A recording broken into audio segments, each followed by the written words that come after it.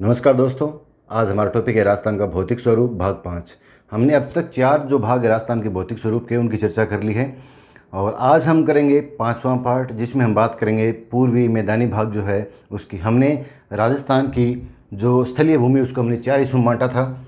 इस तरीके से ये हमारा राजस्थान था और इसको हमने 4 हिस्सों में बांट दिया था। ये था मध्य अरावली प्रदेश और इस तरीके से पहला भाग पश्चिम मरुस्थलीय प्रदेश, मध्य अरावली प्रदेश, तीसरा पूर्वी मैदानी भाग जिसकी आज हम चर्चा करने वाले हैं, पूर्वी मैदानी भाग, और चौथा भाग ये है जिसमें दोनों दिशाएं आती हैं, ये पूर्व दिशा और ये दक्षिण दिशा, इसलिए इसे कहा जाता है दक्षिणी पूर्वी पठारी प्रदेश। दक्षिणी पूर्वी पठारी प्रदेश।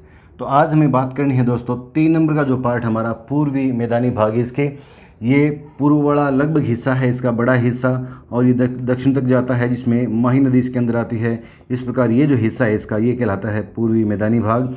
हमें इसके बारे में चर्चा करनी है कि ये राजस्थान का कुल कितना हिस्सा घेरता है, कितना क्षेत्रफल घेरता है, कितनी जनसंख्या निवास करती है और यहाँ की जो मृदा है वो कैसी है, यहाँ की जलवायु कैसी है, यहाँ की वार्षिक वर्षा कैसी है, यहाँ कौन कौन सी फसलें होती है, जो हमने पिछले पार्ट में पढ़ लिया था। एक बार इसके बारे में हम थोड़ा चर्चा कर लेते हैं आगे। फिर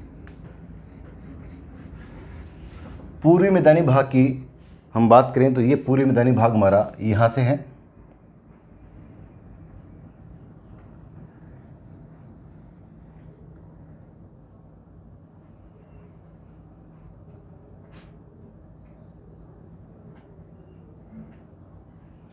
दोस्तों ये जो बीच वाला हिस्सा है पूरा पूरा ये पूर्वी मैदानी भाग है।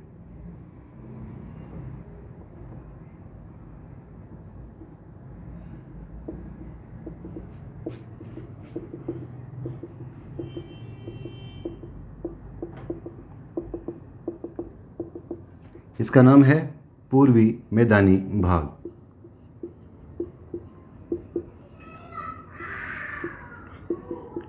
मैदानी भाग, इसके बारे में हमने पीछे की जो पार्ट में बात की थी। हमने कहा था टोटल राजस्थान का कितना क्षेत्रफल घेरता है, तो ये घेरता है 23%। वैसे 23.6% है, लेकिन बड़े बड़े आंकड़े हम देखें तो ये पड़ता है 23%। अगर हम यहाँ की बात करें इस 23% में जनसंख्या कितनी निवास करती है, तो हम कह देंगे यहाँ जनसंख्या निवास करती है 39%, या कई बार लिखा हुआ आता है 40%। सही आंकड़ा इसका ये है, 39% निवास करती है। तो इससे ये पता लगता है कि क्षेत्रफल इसका कम है और जनसंख्या लगभग दुगने अनुपात में निवास करती है। तो प्रश्न ये बनता है कि राजस्थान का ऐसा भौतिक भूभाग जहाँ पर उसके क्षेत्रफल के लगभग दुगने अनुपात में जनसंख्या निवास करती है, वो प्रदेश कौन सा है? तो हम कह देंगे वो प्रदेश पड़ता है हमारा पूर्वी मैदानी भाग। पूर्वी मैदानी भाग जो है यहाँ पर बाकी प्रदेशों से ज़्यादा जनसंख्या निवास करती है ये, इसलिए अगर यहाँ की बात करें तो यहाँ जनसंख्या घनत्व भी हमें ज़्यादा मिलेगा। जनसंख्या घनत्व, जनसंख्या घनत्व का मतलब ये होता है प्रति वर्ग किलोमीटर में निवास करने वाले लोगों की संख्या। 1 किलोमीटर ऐसे, 1 किलोमीटर ऐसे, ये जो वर्ग बनता है यहाँ पर जो जनसंख्या निवास करती है वो संख्या कितनी है, वो कहलाता है जनसंख्या घनत्व। तो यहाँ कृषि की संभावनाएं ज़्यादा हैं, यहाँ की मिट्टी जो अच्छी है इसलिए कृषि की जो पैदावार वो अच्छी होती है, लगभग सभी फसलें यहाँ पर हो सकती हैं, इसलिए जनसंख्या घनत्व यहाँ पर ज़्यादा है, लोगों का बसाव यहाँ पर ज़्यादा है। आगे हम बात करते हैं नेक्स्ट, यहाँ की जो वार्षिक वर्षा है उसकी चर्चा करते हैं। वार्षिक वर्षा, हम पूर्वी मैदानी भाग की पूरे की बात कर रहे हैं, जहाँ पर वार्षिक वर्षा जो है वो 50 से 80 सेंटीमीटर वार्षिक वर्षा यहाँ पर होती है। ये जो वार्षिक वर्षा होती है, प्रश्न ये आता है कि जो पूर्वी मैदानी भाग है वहाँ पर वार्षिक वर्षा कौन से मानसून से होती है, तो हम कह देंगे यहाँ पर बंगाल की खाड़ी से आने वाले मानसून से वार्षिक वर्षा होती है। बंगाल की खाड़ी के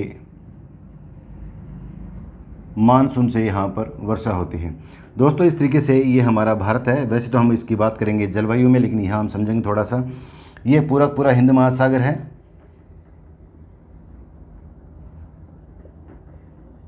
हिंद महासागर। ये हमारा राजस्थान है, ये है अरब सागर और ये है यहाँ पर बंगाल की खाड़ी। यहाँ से जो मानसून आता है हिंद महासागर से, ये एक ही मानसून है, इसे कहा जाता है दक्षिणी पश्चिमी मानसून। ये जो बादल आते हैं या वर्षा लेके जो बादल आते हैं, मानसून आता है, ये कहलाता है दक्षिणी पश्चिमी मानसून। दक्षिणी पश्चिमी मानसून कहलाता है। आगे आकर ये बीच में जो भारत का प्रायद्वीपीय पठार है, ये इस मानसून को दो हिस्सों में बांट देता है। यहाँ पर ऊंची ऊंची पहाड़ियाँ हैं, तो ये जो मानसून है अरब सागर के ऊपर से आता है, ये कहलाता है अरब सागर का मानसून। और जो मानसून बंगाल की खाड़ी के ऊपर से होकर आता है, ये कहलाता है बंगाल की खाड़ी का मानसून। तो बीच में राजस्थान के ये अरावली है। इस तरीके से हमने कल बात की थी इसकी, ये अरावली है। ये जो मानसून है ये तो इसके समांतर आगे चला जाएगा। इस अरब सागर से यहाँ वर्षा नहीं होती है, अरब सागर का जो मानसून आता है उससे वर्षा नहीं होती है। बंगाल की खाड़ी का मानसून मेघालय से जो बादल घूमकर जो गारो, खास और जंतिया की पहाड़ियाँ उनके टकराकर जो मानसून आता है, वो समकोण पे आकर अरावली के यहाँ पर टकराता है और इसके कारण यहाँ पर वर्षा होती है। तो दोनों ही भाग जिनकी हमने चर्चा की थी, पूर्वी मैदानी भाग और चौथा भाग था हमारा दक्षिणी पूर्वी पठारी प्रदेश, दोनों ही भागों में अगर वर्षा होती है तो कौन सी खाड़ी से होती है? बंगाल की खाड़ी के मानसून से जो बादल आते हैं वहाँ से वर्षा होती है। जलवायु कैसी है?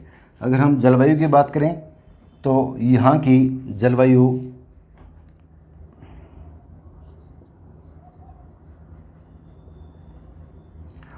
आर्द्र जलवायु कहलाती है।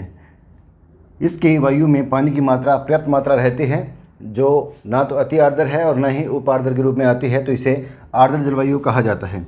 यहाँ की मिट्टी की बात करते हैं। यहाँ की मिट्टी कैसी है?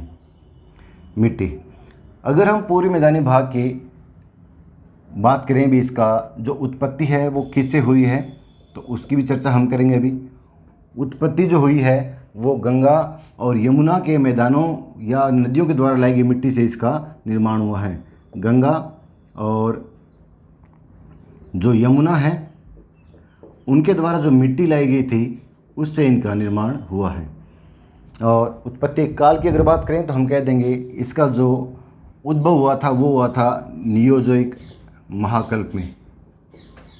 नियोजोइक महाकल्प में इसकी उत्पत्ति हुई थी।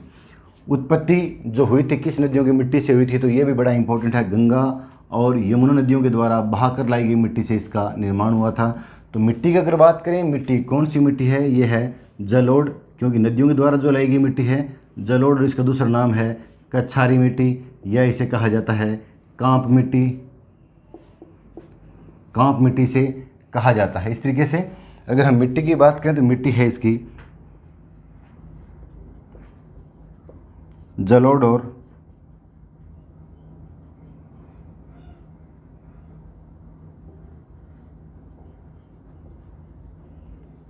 कछारी मिट्टी या कांप मिट्टी। वैसे हम ये जो टॉपिक है मिट्टी का, ये हम करेंगे मिट्टियों के टॉपिक में स्पेशल। ये कौन सी फसल के लिए उपयुक्त है और कौन कौन सी फसलें यहाँ पर होती है, पानी को ऑब्जर्व करने की क्षमता इसमें कितनी होती है, सारी बातें हम करेंगे मिट्टी के टॉपिक के अंदर। फिर भी हम देखते हैं ये जो मिट्टी है इसका जो निर्माण हुआ है वो हुआ है नदियों के द्वारा बहाकर लाई गई मिट्टी से। निर्माण की अगर बात करें तो नदियों के द्वारा बहाकर लाई गई मिट्टी से इसका निर्माण हुआ है। नदियों के द्वारा बहाकर लाई गई मिट्टी से इसका निर्माण हुआ है। दूसरा, यह जो मिट्टी है यह सभी फसलों के लिए उपयुक्त मिट्टी है। सभी फसलों के लिए उपयुक्त मिट्टी है। उपयुक्त मिट्टी मानी जाती है जिसमें आपका गेहूं की फसल, सरसों की फसल, इसके अलावा मक्का, बाजरा, कपास, अरहर, मूंग, मोट, ये सभी फसलें और इसके अलावा बागवानी जो फसलें हैं किन्नू, माल्टा, इस तरह की फसलें भी यहाँ पर हो सकती हैं।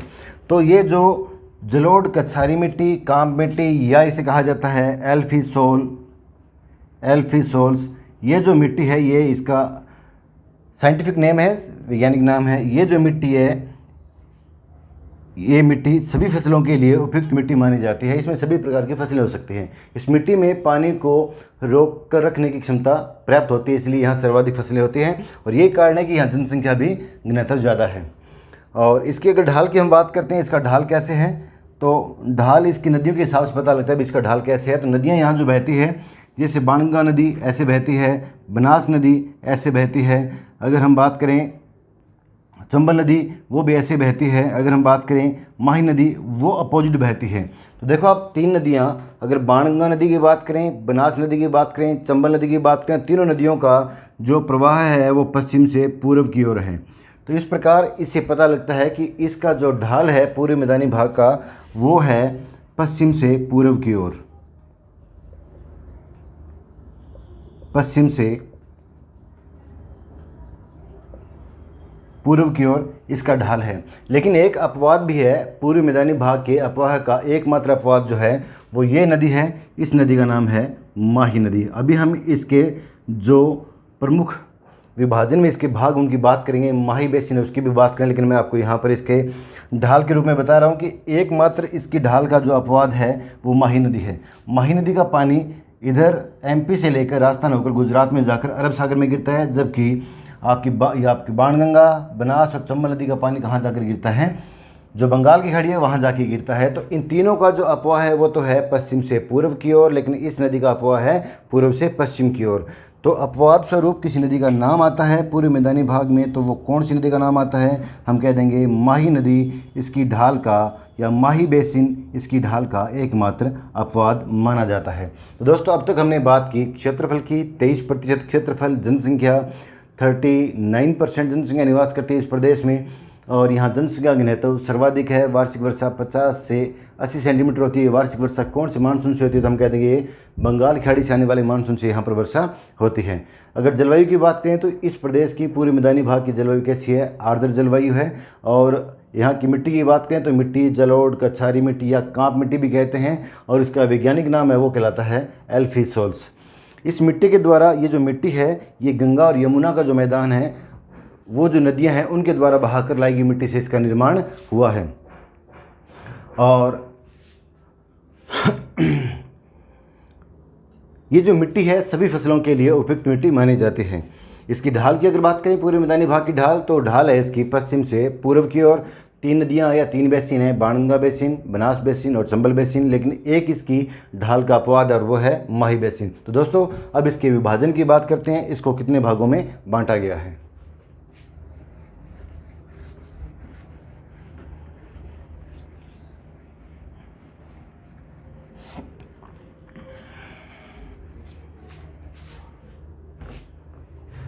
एक इसके विस्तार की अगर बात करें तो कुल कितने जिलों में जो पूर्वी मैदानी भाग है उसका विस्तार, हम कहते हैं कुल मिला के 10 जिलों में इसका विस्तार है।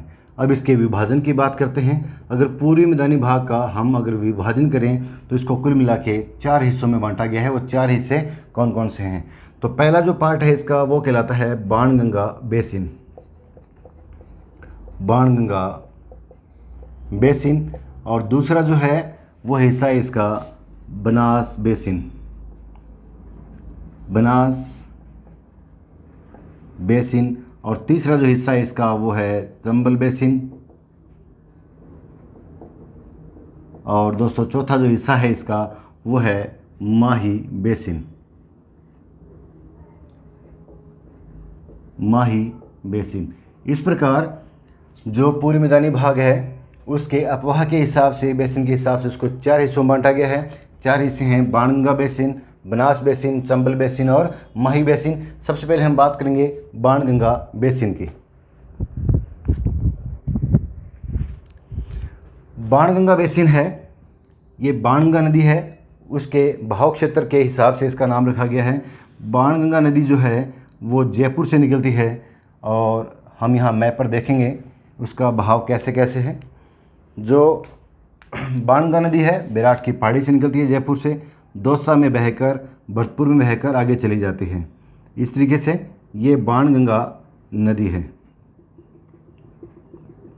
बाणगंगा नदी। तो जो बाणगंगा नदी है ये 3 जिलों में प्रवाहित होती है, जयपुर, दौसा और भरतपुर। और इसके आसपास की नदियाँ जो इसमें पानी ला के डालती है वो इसका कहलाता है बेसिन, या जहाँ जहाँ तक इसका पानी जाता है वो कहलाता है इसका बेसिन। तो पहला जो भाग आता है वो आता है बाणगंगा बेसिन। और इनमें जिलों की संख्या अगर बात करें तो प्रमुख 3 जिले आते हैं। एक तो आता है जयपुर, एक आता है यहाँ पर दौसा, और दूसरा आता है, तीसरा जिला आता है वो आता है यहाँ पर भरतपुर, भरतपुर। दोस्तों, इसकी जो प्रमुख विशेषता है वो ये है कि ये आपकी यमुना नदी इस तरीके से बहती है यहाँ पर, यमुना नदी, और ये है बाणगंगा नदी। इन दोनों के बीच का जो प्रदेश है ये दोआब प्रदेश कहलाता है। इसे कहा जाता है दोआब प्रदेश।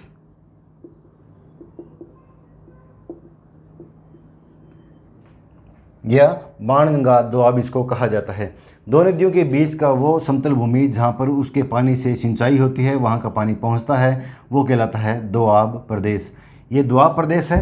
तो दोआब प्रदेश की अगर बात करें तो किन किन नदियों के बीच का क्षेत्र कहलाता है, तो हम कह देंगे दोआब प्रदेश। बाणगंगा दोआब जो है वो दो नदियाँ यहाँ पर है, एक तो है यमुना और दूसरी है यमुना की सहायक नदी बाणगंगा नदी।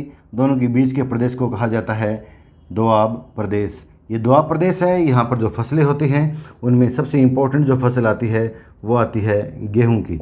इसके अलावा इस प्रदेश में सरसों की पैदावार भी अच्छी होती है।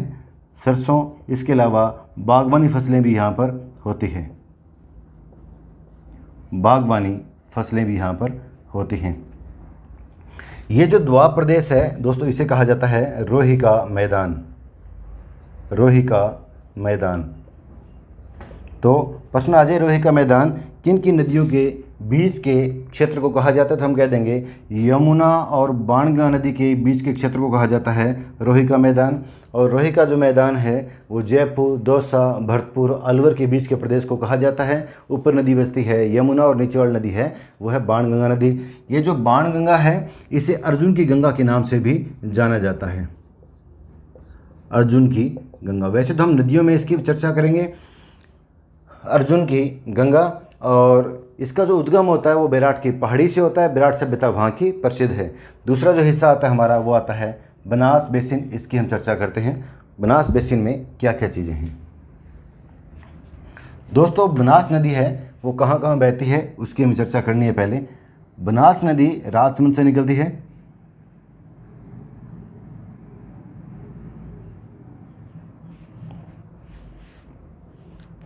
बनास नदी जो है राजसमंद से निकलती है। आपके चित्तौड़गढ़ में, भीलवाड़ा में, अजमेर में, टोंक में, सवाईमाधोपुर में, और आगे ये यहाँ पर चंबल है और इस स्थान का नाम है रामेश्वर धाम। रामेश्वरम धाम। यहाँ पर जाकर ये त्रिवेणी संगम बनाती है। तीन नदियाँ मिलती है यहाँ पर, चंबल, बनास और सीप। यहाँ जाकर नदी मिल जाती है और ये जो नदी है इसके आसपास का जो क्षेत्र है वो कहलाता है बनास बेसिन। दोस्तों ये नदी है कुल मिला के 6 जिलों में बहती है। पूर्ण रूप से रास्ता में प्रवाहित होने वाली सबसे लंबी नदी है बनास नदी। तो हमें बनास नदी की बात करनी है। बनास नदी की क्या क्या विशेषताएं हैं। बनास नदी जो है वो निकलती है अरावली की पहाड़ी से। हम एक बार नदी की बात नहीं करें, सिर्फ बेसिन की बात करें, इस हिस्से की बात करें पूर्वी मैदानी भाग का। अरावली प्रदेश से निकलती है, 6 जिलों में प्रवाहित होती है। जिलों में प्रवाहित होती है और इसमें 2 प्रमुख मैदानों का ये निर्माण करती है। जो बनास बेसिन है वो एक तो जो आपका आता है भीलवाड़ा में, ये जो आपका मैदान है इसे कहा जाता है पिंड मार्ड का मैदान। इसका नाम है पहला भीलवाड़ा में जो मैदान है, भीलवाड़ा में इसे कहा जाता है पीड मांड का मैदान। बड़ा इंपॉर्टेंट है। पीड मांड का मैदान किस ज़िले में है, तो हम कह देंगे ये भीलवाड़ा और राजसमंद ज़िले में फैला हुआ है। ज़्यादातर हिस्सा इसका कहाँ आता है, भीलवाड़ा के अंदर आता है। दूसरा जो मैदान आता है दोस्तों वो आता है आपका बूंदी और टोंक के क्षेत्र में और भीलवाड़ा के क्षेत्र में। ये जो हिस्सा आता है इसे कहा जाता है खैराड़ और माल खैराड़। इसका निर्माण भी बनास बेसिन या बनास नदी के कारण हुआ है। तो दूसरा जो मैदान आता है उसका नाम है खैराड़ और माल खैराड़। खैराड़ व माल खैराड़। और इसी के कारण यहाँ की खैराड़ी बोली भी प्रसिद्ध है। खैराड़ी बोली ये रहा। खैराड़ माल खैराड़ का जो प्रदेश है वो जहाजपुर तहसील से लेकर जो टोंक का हिस्सा है वहाँ तक ये फैला हुआ है। और ये दोनों ही मैदान, एक तो पिंड मांड का मैदान किस ज़िले में है, भीलवाड़ा में। खैराड़ और माल खैराड़ किस ज़िले में है, एक तो आता है आपका भीलवाड़ा और एक आता है मुख्य रूप से आपका टोंक। अगर वो भीलवाड़ा में जहाजपुर व टोंक जिला, लगभग टोंक जिला पूरा है, और भीलवाड़ा की जहाजपुर तहसील है। ये दोनों ही मिला जुला रूप जो है कहलाता है खैराड़ और माल खैराड़। इस प्रकार कुल मिला के जो बनास बेसिन है उनमें 2 मैदान आते हैं। एक तो आता है पीड मांड का मैदान, दूसरा आता है खैराड़ और माल खैराड़। कई जगह बाणगंगा बेसिन और बनास बेसिन को एक ही भाग दे रखा है। इस प्रकार इसमें कुल मिला के अब 3 मैदान बन जाते हैं अगर एक ही भाग होगा तो। यहाँ का जो मैदान था उसका नाम था रोही का मैदान, और जो बनास बेसिन है उसके 2 मैदान है, एक तो है पिंडमांड का मैदान और एक है खैराड़ और माल खैराड़ का। इस प्रकार 2 ये और 1 ये कुल मिला कितने मैदान बन जाते हैं? 3 मैदान। अगर आपसे पूछे बनास बेसिन का जो मैदान है उसका नाम क्या है तो आप बता दोगे रोही का मैदान, और बनास बेसिन का मैदान पूछे तो आप बता दोगे ये 2 पीडमांड का मैदान और खैराड़ और माल खैराड़ का जो हिस्सा है ये। सबसे इम्पोर्टेंट ये है पीडमांड का मैदान किस ज़िले में है तो आप कह दो किस ज़िले में पड़ता है, ये भीलवाड़ा में पड़ता है। तो ये हुआ हमारा बनास बेसिन। अब हम बात करते हैं चंबल बेसिन की। दोस्तों चंबल नदी जो है 6 जिलों में बहती है और एमपी से निकलकर राजस्थान के चित्तौड़गढ़ जिले में प्रवेश करती है।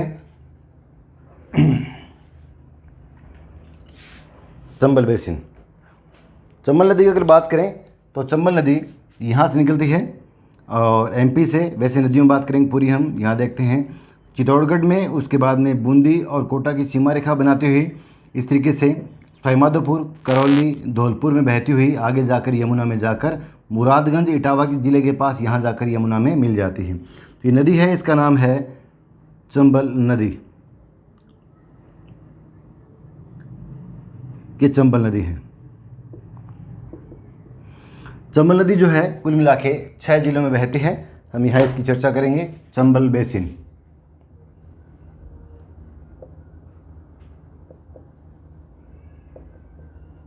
वैसे चंबल नदी को राजस्थान की कामधेनु भी कहा जाता है, इसे चर्मनवती भी कहा जाता है, इसे नित्यवाही, सदावाहिनी या बारहमासी नदी भी कहा जाता है। चंबल नदी जो है ये कुल मिला के 6 जिलों में प्रवाहित होती है। जिलों में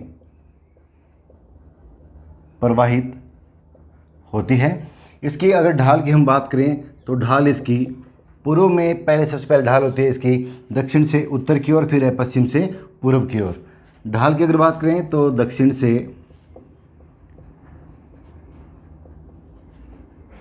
उत्तर व पश्चिम से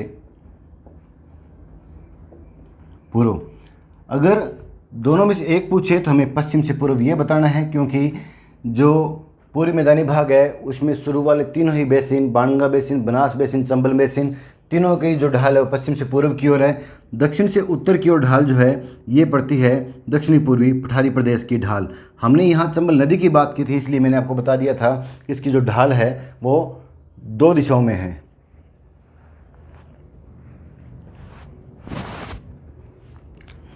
अगर दोनों में से एक पूछेगा तो ये सही है, अगर पूरा पूछे चंबल नदी की ढाल की बात करें तो ये। फिलहाल हम सिर्फ एक की ही बात करेंगे, तो वो है पश्चिम से पूर्व की ओर इसकी ढाल है। अब सबसे इम्पोर्टेंट है कि इसका जो मैदान है, ये मैदानी भाग वो क्या कहलाता है, तो चंबल बेसिन में मैदानी भाग जो है वो कहलाता है बीहड़ प्रदेश। ये वास्तव में मैदानी भाग नहीं है, ये एक तरीके की उत्खात स्थलाकृति है या उबड़ खाबड़ भूमि है। इसका एक नाम है उत्खात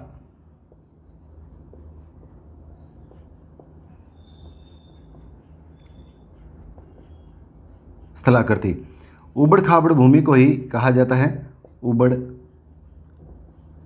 खाबड़ भूमि को ही उत्खात भूमि कहा जाता है।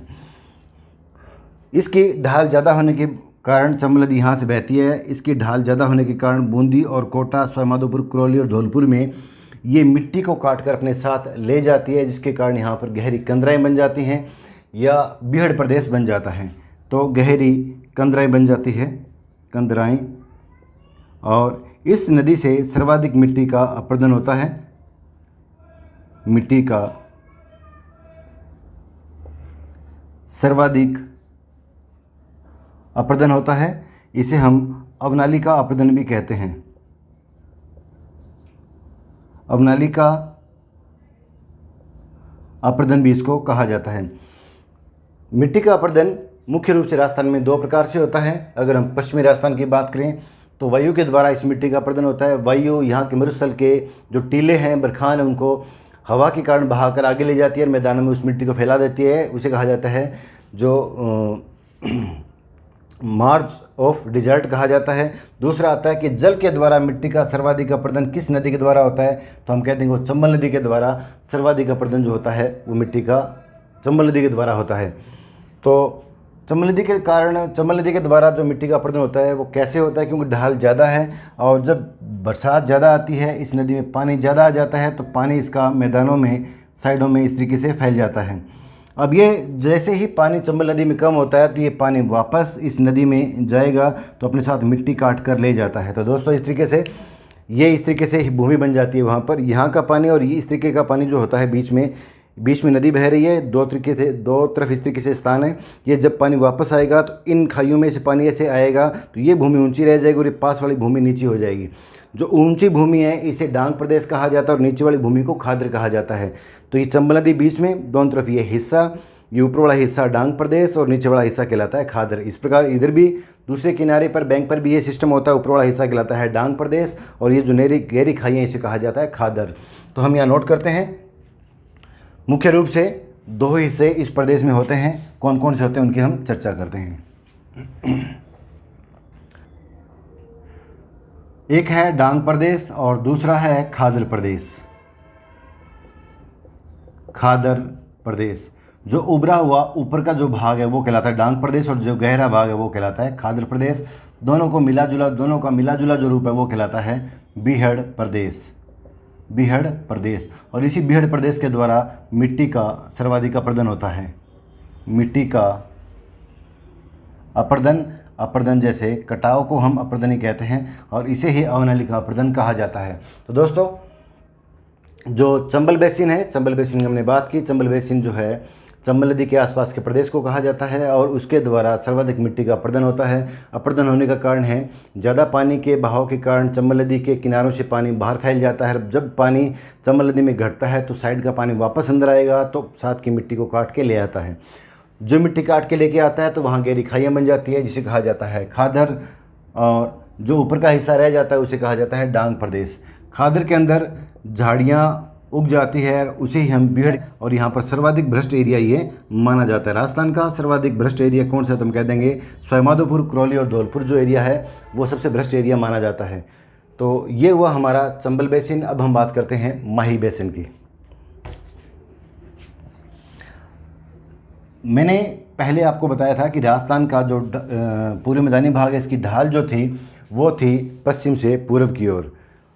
एक ऐसा बेसिन जिसकी ढाल पश्चिम से पूर्व की ओर न होकर पूर्व से पश्चिम की ओर है, पूर्व मैदानी भाग की ढाल है पश्चिम से पूर्व की ओर, जबकि माही बेसिन की ढाल है पूर्व से पश्चिम की ओर।